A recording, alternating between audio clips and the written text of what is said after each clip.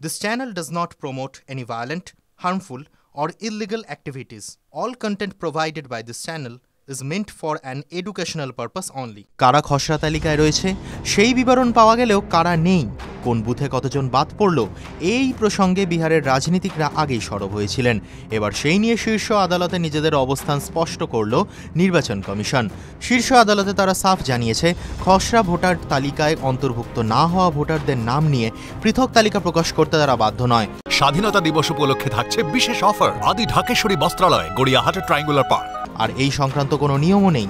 সম্প্রতি বিহারের পরিমার্জনে বাদ পড়া ভোটারদের নিয়ে কমিশন যাতে একটি আলাদা তালিকা তৈরি করে সেই মর্মে সুপ্রিম কোর্টে আবেদন জানিয়েছিল স্বেচ্ছাসেবী সংগঠন অ্যাসোসিয়েশন ফর ডেমোক্রেটিক রিফর্মস। সেই আবেদনের পাল্টা এই উত্তর দিয়েছে কমিশন।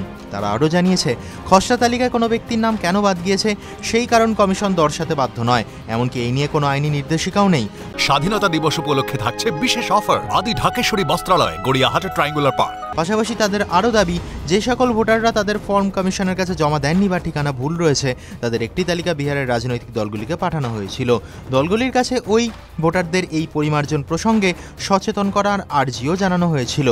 কোনো যোগ্য ভোটার যাতে বাদ না পড়ে তার সমস্ত প্রচেষ্টাই চালিয়েছিল কমিশন। তবে যাদের নাম খসড়া তালিকায় নেই তারা এখনও আবেদন জানাতে পারবেন বলেই আদালতকে জানিয়েছে নির্বাচন কমিশন। উল্লেখ্য, গত 1 আগস্ট কমিশন প্রকাশিত খসড়া তালিকায় 65 লক্ষ ভোটারের নাম বাদ গিয়েছে বলে জানা যায়। সেই থেকেই উত্তাল বিহারের রাজনীতি। ইতিমধ্যেই কমিশনের পরিমার্জন নিয়ে মামলা চলছে সুপ্রিম কোর্টে। পরবর্তী শুনানি রয়েছে 12 আগস্ট। আর তার আগেই বড় কথা বলে দিল দেশের একমাত্র নির্বাচনী প্রতিষ্ঠান TV9 বাংলা ডিজিটাল।